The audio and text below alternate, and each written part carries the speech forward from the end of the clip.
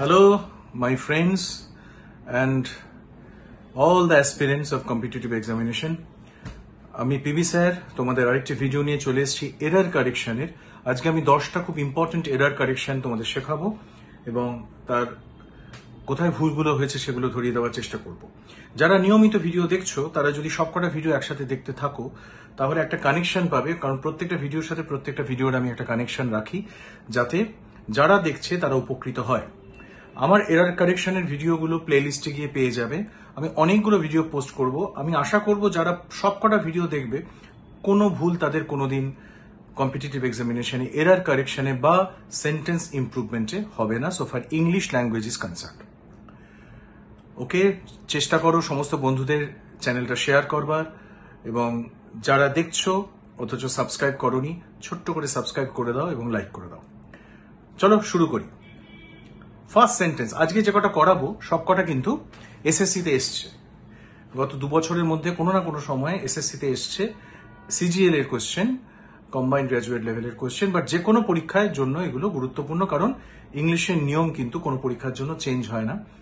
Error correction সব পরীক্ষার জন্য important. Let's begin. First question স্ক্রিনে দেখতে পাবে। He knows that he has no other option but to work hard. সে জানে যে তার আর কোনো অপশন নেই কঠোর পরিশ্রম করা ছাড়া। হঠাৎ করে যদি দেখো মনে হবে যে কারেক্ট সেন্টেন্স তো আছে, কোথায় সেন্টেন্সে ভুল আছে। অ্যাকচুয়ালি যখন নো আদার থাকে এবং দেন থাকে সঙ্গে, মনে রাখো নো আদার অপশন দেন যাকে, এরা কিন্তু এদের বলা হয় কোরিলেটিভ কনজাংশন। এবং এই কোরিলেটিভ কনজাংশন যখন থাকে তারা হচ্ছে একটা pair of words that work together to join two elements of equal importance with a sentence. যখনই no other থাকবে তখনই জানবে যে no alternative option is available, অর্থাৎ no other মানে হচ্ছে আর কোনো অপশন নেই। সেইখানে সবসময় তার সাথে কি আসবে? than আসবে। এক্সপ্লেনেশন লেখা আছে, বুঝে নিতে পারো। no other than আসবে, but আসবে না। অর্থাৎ অ্যান্সারটা কি হবে? He knows that he has no other option than to work hard, not but to work hard. যদি but রাখতেই হয় but work hard to হবে না। তো বেস্ট অপশন, বেস্ট কারেকশন হবে he knows that he has no other option than to work hard, but এর বদলে than বসবে, যেহেতু than এবং no other একসাথে থাকলে তাদের কোরিলেটিভ কনজাংশন বলে। Next question number 2। The boy as well as his friends were absentees from the class when the teacher came. ছেলেটি এবং তাদের বন্ধুরা ক্লাসে অ্যাবসেন্ট ছিল যখন টিচার এসেছিল। এখানে খেয়াল করে দেখো, the boy as well as, simple ব্যাপার হচ্ছে যখনই অ্যাজ ওয়েল অ্যাজ থাকবে সামনে এবং তার আগে সিঙ্গুলার নাম্বার থাকবে। বয় হচ্ছে একটি ছেলে, বয়েজ বলেনি, একটি ছেলে বলেছে বয়, অ্যাজ ওয়েল অ্যাজ তার 1000 ফ্রেন্ডস থাকুক, তার সাথে 1 লক্ষ মানুষ থাকুক, কিন্তু সাবজেক্ট তুমি ধরবে সিঙ্গুলার নাম্বার।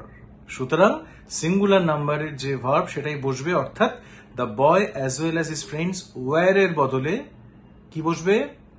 ওয়াজ বসবে। Absolutely right, was absent from the class when the teacher came. যারা আমার আগের ভিডিও দেখেছো সাবজেক্ট ভার্ব এগ্রিমেন্ট, সেখানে এই নিয়মটা কিন্তু বলা আছে। Number 3, one of the major challenges he faced during his undergraduate days were the shortage of money. Now, where the shortage of money আছে, যখনই one of the থাকবে তারপরেই জানবে ভার্বটা প্লুরাল আসবে। one of the major challenges, এখানে কোনো ভুল নেই, কিন্তু ভুলটা কোথায় আছে? হিটা অবশ্য ক্যাপিটাল লেটারে আছে, এটা ভুল আছে, স্মল লেটার হবে। He faced during his undergraduate days were the shortage of money. Were the shortage হবে না, হবে ওয়াজ, যেহেতু ওয়ান অফ দ্য আছে এবং ওয়ান অলওয়েজ সিঙ্গুলার নাম্বার। তাহলে one of the major challenges he faced during his undergraduate days was the shortage of money. হিটা এখানে small লেটারে হবে, ভুল লেখা আছে। বুঝতে পেরেছ আশা করছি। যেখানে ওয়ান অফ দ্য থাকবে সেখানে ওয়ার বসবে না, ওয়াজ বসবে। সবসময় মনে থাকে যেন। আরেকটা জিনিস মনে রাখবে, ওয়ান অফ দ্য থাকা মানেই তারপরে কিন্তু ওয়ান অফ দ্য চ্যালেঞ্জ বললেও সেটা ভুল হতো। এটার আরেকটা থাকতে পারে এইভাবে যে one of the major challenge he faced, তখন হবে চ্যালেঞ্জেস। ওয়ান থাকলে চ্যালেঞ্জেস হবে, কিন্তু ভার্ব নেবে সিঙ্গুলার। অর্থাৎ ওয়ার এর বদলে এখানে ওয়াজ হবে। Question number 4, has Geeta any previous knowledge of work with junior colleagues? Previous knowledge of work হঠাৎ করে শুনলে মনে হচ্ছে কারেক্ট আছে। অ্যাকচুয়ালি যখন ভার্ব অফের পরে বসে জেনারেলি সেটা আইএনজি নেয়, অর্থাৎ has Geeta any previous knowledge of working with junior colleagues, অফের পর ভার্ব থাকলে ওয়ার্কিং হবে, অর্থাৎ ভার্বের সাথে আইএনজি যোগ হবে। যেমন ধরো has he any experience of doing this? Okay, অফের পর যখনই কোনো ভার্ব বলবে সেটা ওয়ার্ক বসুক, ড্র বসুক, সি বসুক, ঠিক আছে, সঙ্গে সঙ্গে কিন্তু তোমাকে ভার্বের সাথে আইএনজি যোগ করে দিতে হবে। এখানে দেখো ভার্বের সাথে আইএনজি যোগ করেনি, সুতরাং অ্যান্সারটা হবে has Geeta any previous knowledge of working with junior colleagues. Okay, এটা মাথায় রেখো। আমি খুব শর্টে নিয়মগুলো লিখেছি, কোনো গ্রামারের কচকচানিতে যাইনি, কারণ এখানে ইংলিশের ছেলে ছাড়াও সমস্ত সাবজেক্টের অ্যাসপিরিয়েন্স রয়েছে। Number 5, she often accuses him for a lack of morality. কখনো কখনো সে তাকে তার নৈতিক অধঃপতনের জন্য বা নৈতিকতার অভাবের জন্য দায়ী করে। এটা প্রিপোজিশনাল মিস্টেক। অ্যাকিউজ ফর কোনোদিন বসে, কারেক্ট প্রিপোজিশন যদি অ্যাপ্রোপ্রিয়েট প্রিপোজিশন পড়ো তাহলে দেখবে এটা হবে she often accuses him of a lack of morality. অ্যাকিউজের পর সবসময় অফ বসবে, accuse of, not accuse for. Question number 6, one can never imagine how hot it gets in Delhi unless one doesn't go there in person. মানুষের একজনের বোঝার ক্ষমতাও নেই যে দিল্লিতে কি পরিমাণ গরম পড়ে যদি না সেখানে সে যায়। Unless he does not go there in person হয় না। আনলেস এর মধ্যে মনে রাখবে, আনলেস এর বাংলা মানে যদি আমি করি তবে যদি না, তাহলে না কথাটা আনলেস এর মধ্যে রয়ে গেছে। যেটা আনলেস এর মধ্যে না যদি রয়ে গিয়ে থাকে তাহলে আলাদা করে নট বা নয়ের কোনো প্রয়োজন নেই। সুতরাং অ্যান্সারটা হবে one can never imagine how hot it gets in Delhi unless one goes there in person. যদি না যাও তাহলে বুঝবে না, যদি না আনলেস এর মধ্যে ঢুকে আছে, শুধু যাওয়াটুকু লিখতে হবে। সুতরাং আনলেস এর পর ডাজ নট বা কোনো নেগেটিভ ফর্ম আসবে না। বোঝা গেল? Next, question number 7. The number of students attending their classes are consistently decreasing in our university. একই সমস্যা সাবজেক্ট ভার্ব এগ্রিমেন্টে দ্য নাম্বার কথাটা singular, the numbers of student বলেনি, দ্য নাম্বার অফ স্টুডেন্ট বলেছে, অর্থাৎ সিঙ্গুলার। তাহলে আমাকে আর কনসিস্টেন্টলি হবে না, ইজ কনসিস্টেন্টলি ডিক্রিজিং হবে। বুঝতে পারছো? সাবজেক্ট ভার্ব এগ্রিমেন্টের ক্লাসটা দেখো, ভিডিওটা দেখো, বুঝতে পারবে যে সমস্যাটা কোথায়। দ্য নাম্বারটা সিঙ্গুলার, যদি বলতো দ্য নাম্বারস অফ স্টুডেন্ট তাহলে ইজ এ, আর এখানে কারেক্ট হতো আর থাকতো, কিন্তু যেহেতু বলেছে দ্য নাম্বার অফ স্টুডেন্ট হবে is. Okay, question number 8. She is quite a generous woman to have donated such a large amount for the flood affected people. মহিলা খুব দয়ালু, এত টাকা সে ফ্লাড এফেক্টেড লোকেদের জন্য দান করেছে, অত্যন্ত দয়ালু। খেয়াল করে দেখো এখানে স্পেলিং মিস্টেক আছে, কোয়াইট বানান হয়েছে QUIET, কোয়াইট মানে সাইলেন্ট, স্তব্ধ। খুব দয়ালু ইংরেজি কি? ভেরি জেনারেসের বদলে কি বসতো? কোয়াইট, QUITE, অর্থাৎ এখানে স্পেলিং মিস্টেক আছে। সমোচ্চারিত একটা শব্দ হোমোনিম বসিয়ে দেওয়া হয়েছে কোয়াইট, হঠাৎ করে দেখলে কিন্তু চোখ এড়িয়ে যেতে পারে। That's why it's a difficult one. সুতরাং আনসার হবে QUIET, QUITE নয়, সরি QUITE হবে, QUIET নয়, কারণ QUIET মানে হচ্ছে শান্ত কাম, আর QUITE কোয়াইট মানে হচ্ছে ভেরি বা খুব বাংলায়। এখানে ভুল আছে স্পেলিংটা। Question number 9. It would be impossible for them to continue living in this world if each of them knew, KNEW, knew exactly what fate had it stored for them.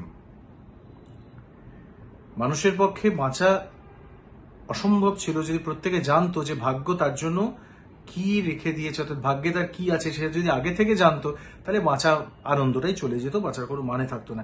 Actually এখানে হবে একটা ফ্রেজ আছে, fate has in store. What fate has in store মানে হচ্ছে ভাগ্যে কি আছে। Sorry, fate had in store যদি হয় তাহলে হওয়া উচিত what fate had in store, ইটের বদলে ইন হবে ফর হিম। সুতরাং আনসারটা কারেক্ট আনসার হবে, it would be impossible for them to continue living in this world if each of them knew exactly what fate had in store for them. তাদের ভাগ্যে কি আছে, ইট এখানে হবে না। ওকে, লাস্ট কোয়েশ্চেন আজকের জন্য। The child was gazing longingly at the toy. ছেলেটা খুব উৎসুক চোখে খেলনার দিকে তাকিয়েছিল। Past continuous tense. তোমাদের জিজ্ঞেস করছি যারা দেখছো, দেখো তো সেন্টেন্সটার মধ্যে আদৌ কোনো ভুল আছে কিনা। The child was gazing longingly at the toy, actually কোনো ভুল নেই। তার কারণ হচ্ছে এখানে লঙ্গিংলির দিকে তাকিয়ে থাকবে অনেকক্ষণ ধরে, যে গেজিংটা ভুল। ওয়াজ গেজিং কারেক্ট, গেজ মানে একদৃষ্টে তাকিয়ে থাকা, পাস্ট কন্টিনিউয়াস টেন্সে আছে। লং মানে লং ফর মানে কিছু চাওয়া, ডিজায়ার করা। লঙ্গিং হচ্ছে তার অ্যাডজেক্টিভ ফর্ম, লঙ্গিংলি হচ্ছে অ্যাডভার্বিয়াল ফর্ম, উৎসুকতার সাথে, অর্থাৎ উইথ ডিজায়ার, এটা অ্যাডভার্ব। সুতরাং ইটস এ কারেক্ট সেন্টেন্স। আমি পরপর এরকম ভিডিও নিয়ে আসবো আরো।